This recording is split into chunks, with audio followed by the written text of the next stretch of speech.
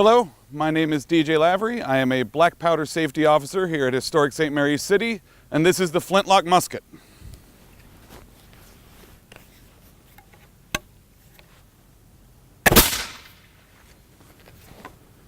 Now the fun part's over, and it's time to get to work. The use and maintenance of muskets were a common everyday part of 17th century life here in Maryland.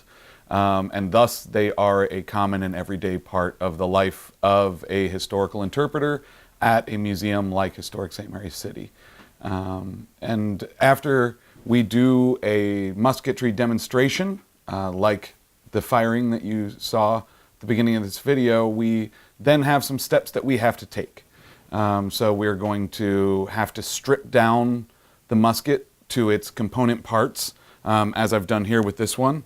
We're going to have to clean them and oil them and make sure that these muskets, which while being replicas, that doesn't mean that they're not very valuable. They have to be taken care of. And so that will ensure that we can use them for a long time from now. And right now, the museum is closed for the winter.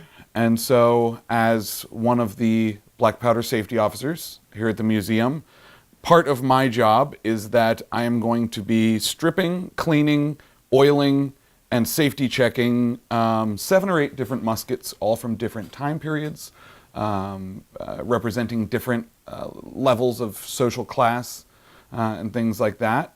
Some of them are muskets that we fire regularly, like the one that I shot earlier. Some of them are display pieces that are not fired, but each one has to be looked after to make sure that it has a long life here at the museum.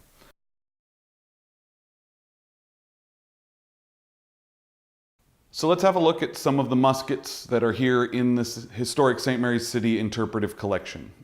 These are reproduction muskets designed and built off of original 17th century examples.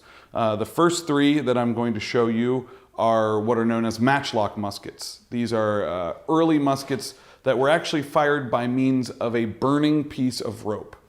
So right here we have an early matchlock. You can see that it still has the crossbow style trigger bar, and we have the priming pan where the priming charge goes, and this right here is the serpentine, which would have, in the time period, or today, if you're firing one of these, would have held a burning piece of match, which is rope that has been dipped in nitrate, so it smolders very, very slowly. And when the trigger is pulled, that serpentine is brought down into the pan, igniting the powder. It is about as simple of a mechanism as you can use to fire off a firearm like this.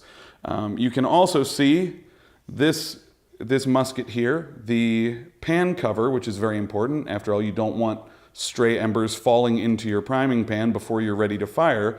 This has been created out of brass by staff here at the museum to replace the previous one that broke. This sort of repair is common and something that is an aspect of keeping these guns operational.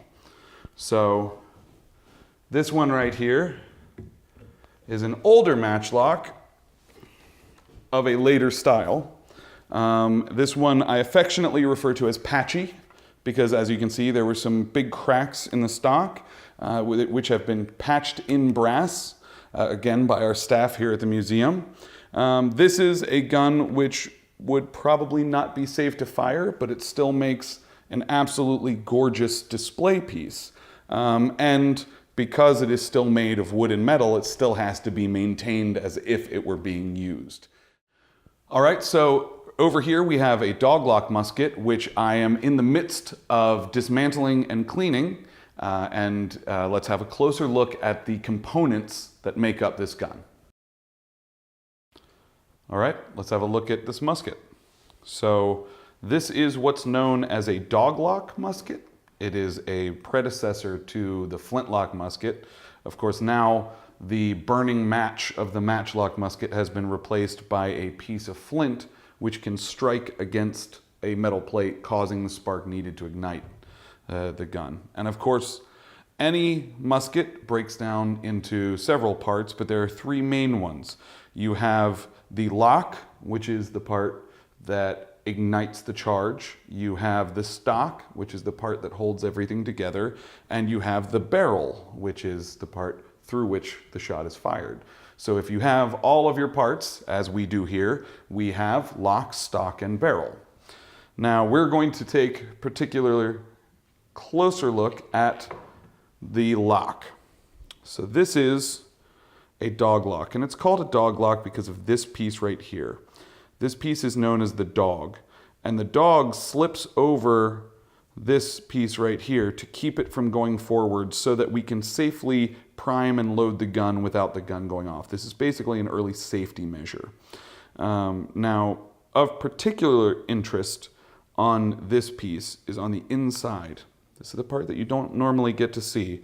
Now you can see this is an older piece and it's been very well maintained, and I'm about to take this further apart and clean every individual part. But right here we have the maker's mark, and there is a date at the end of that, which is 1979. So this musket is actually 39 years old, is still in regular use here at Historic St. Mary's City, and through the concerted efforts of myself and my fellow staff members, it will continue to be in regular use for another 39 years.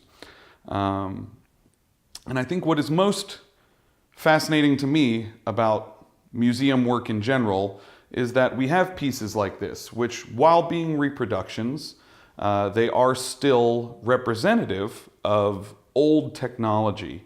And so the maintenance of these, taking them apart, knowing how to take them apart, how to put them back together, how to clean them, how to maintain them, these are old skills which are often lost in modern society. And these skills that I know about the muskets, about taking them apart and caring for them and safely operating them, there are just as many skills that are necessary for our colonial printing press, or our livestock, or any of the items and creatures that we have at this museum for the education and entertainment of the public. So I hope you've enjoyed this look at one of my jobs, and come out and see any of these wonderful pieces in action at Historic St. Mary's City when we open them in the spring. Thank you.